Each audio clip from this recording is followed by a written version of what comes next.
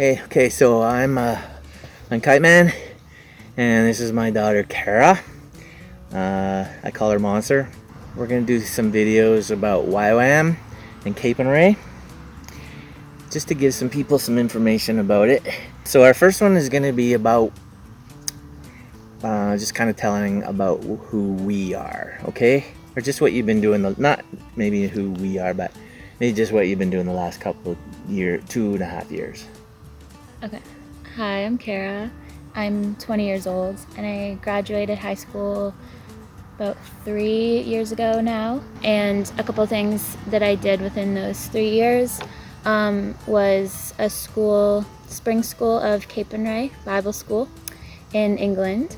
And I also did At the hall. at Capernwray Hall in England. The big one. So I did that in spring of 2018. Right after that, I went to Kona, Hawaii to do a volunteer program called Kokua Crew, and that was with YWAM, so Youth with a Mission. Yeah, and that was like literally 5 days. You came home from England and 5 days later went to Hawaii. Yeah. Yeah. So hello, it's mommy and daddy. Bye, mommy and daddy. Back to back. Yes.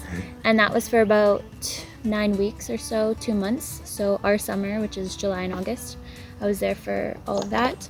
And then, came home, went to school for a bit, didn't like school, so I decided to work for a while, and then I ended up deciding to go to another YWAM course, the DTS, in Sunshine Coast of Australia. And I actually just got back from that about 2 weeks ago now. So I'm in quarantine so far, but Yeah, we all are. so I started that. I was in the January 2020 Waves school at Sunshine Coast YWAM. So yeah, that's a little bit about what my past 3 years have been like.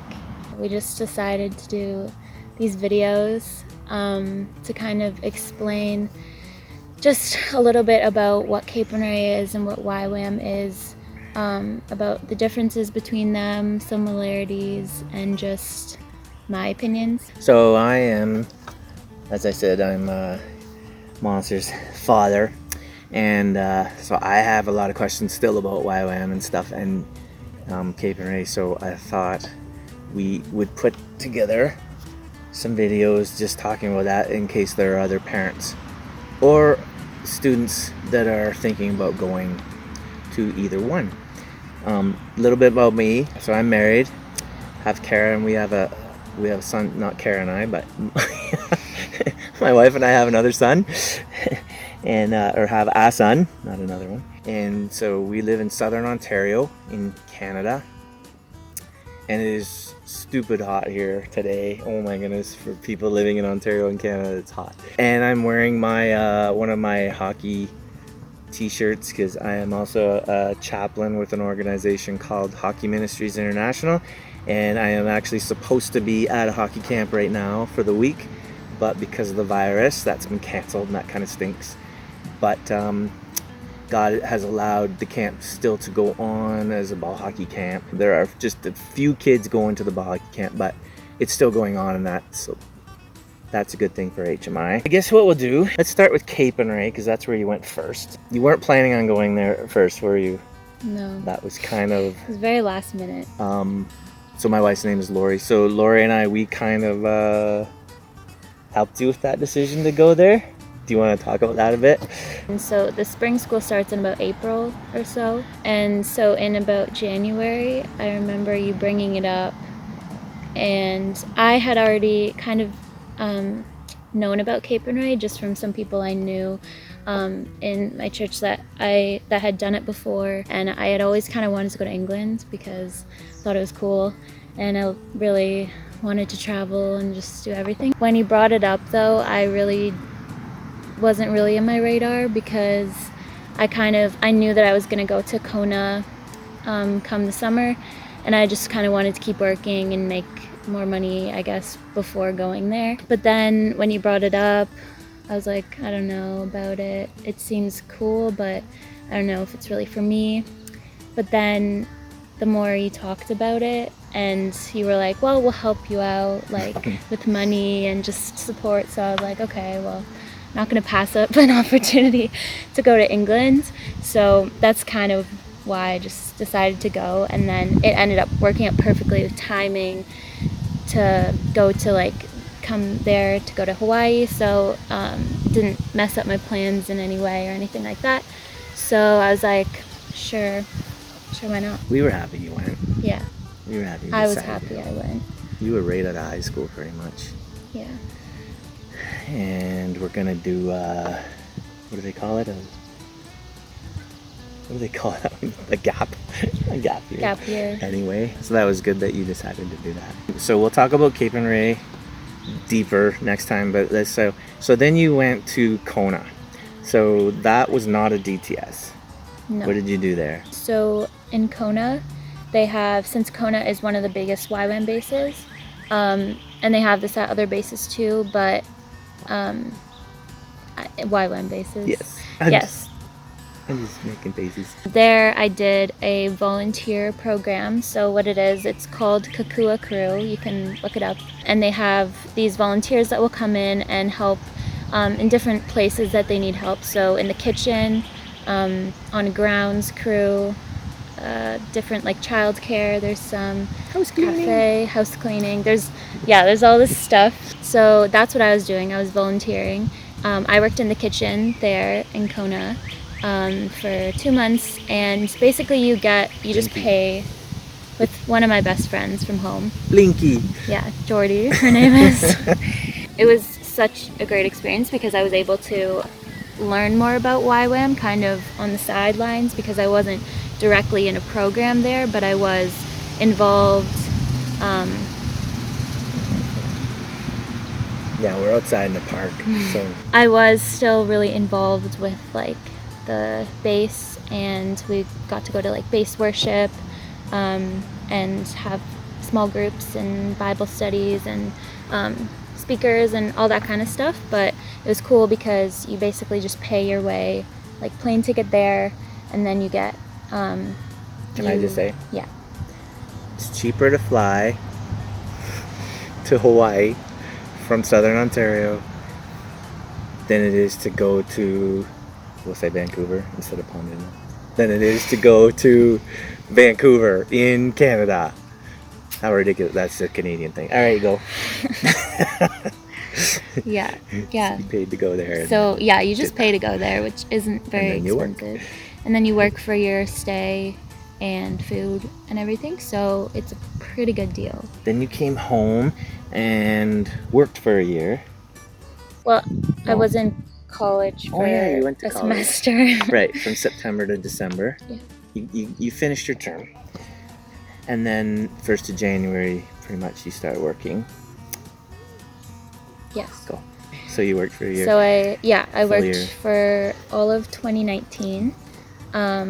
Before and about halfway through 2019. You have to say where you worked. Maybe shout out. But then they know our location. So Southern Ontario District Community Living. I worked for an organization that was called Community Living. There you go. Basically. Did you know all along that you were going to work for that year to go back to not back to, but to go to a DTS? Did you know? Was that your plan all along? No. Okay. I had taken a year off college because I didn't know if I wanted to continue or not, so I was just gonna kind of just take a year off and like decide what I wanted to do, if I wanted to switch programs. My original thought was going back to school in some way, post-secondary, but I didn't know what that was gonna look like yet. I looked into about 1 million programs, like business, but none of them were like fully sticking out to me. So the reason I decided to go to back to YWAM is actually because one of my friends here, actually kind of mutual friend, her name is Jenny, and she had been to the Sunshine Coast YWAM base. She did her... So the exact same one. Yeah, so the same base. That's good to know. So the program that I did was called DTS, Discipleship Training School, and she did her DTS in New Zealand, and then ended up staying on She did her DTS. her DTS in New What Zealand. did she do at Sunny Coast? So then she ended up staying on Oh, to do her SBS, which is a Oh. more intensive School of Biblical Studies. What's that stand for? School of Biblical Studies. Fair enough. There's that one that ended up being at both New Zealand and the Sunshine Coast base.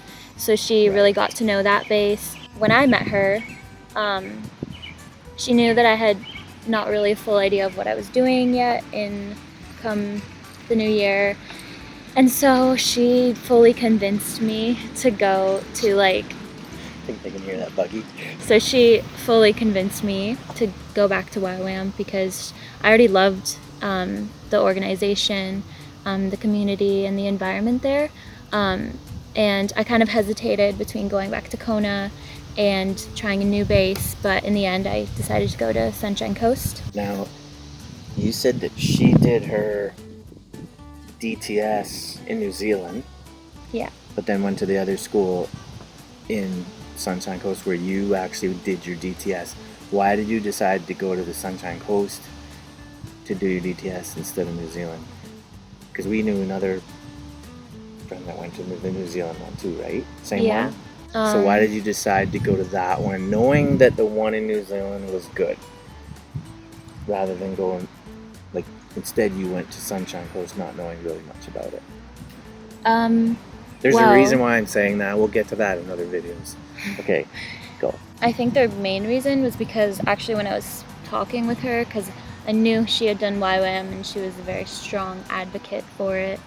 And so I mentioned, as much as I talked about Kona, I also mentioned that I had looked into the Sunshine Coast because that was the original base that I had first heard about, actually from other people that had been in my youth group growing up. So you know other people that went there?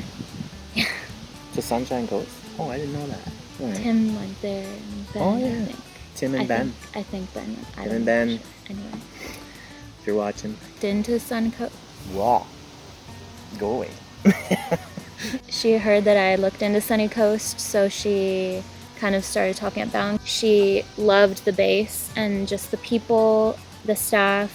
She knew quite a few people on the Sunny Coast already. And yeah, so she just told me a lot about it. And I think also because I was very interested in Australia, I have been since I was forever ago. I love the beach, and I knew that I would just love the culture there, because it's very similar to Hawaii in a way. So it's just like it is here today.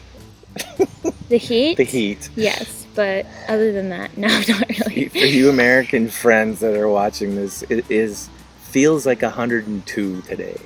That's not right for a Canadian to be sitting in. Well, But this Canadian, yeah. I have a hockey skate on my shirt. The cross. That's probably good. Yeah. For this one. So we're gonna get more in depth. We're gonna get more in depth into what Capernwray is about and what YWAM is about on other videos. Thanks for joining us.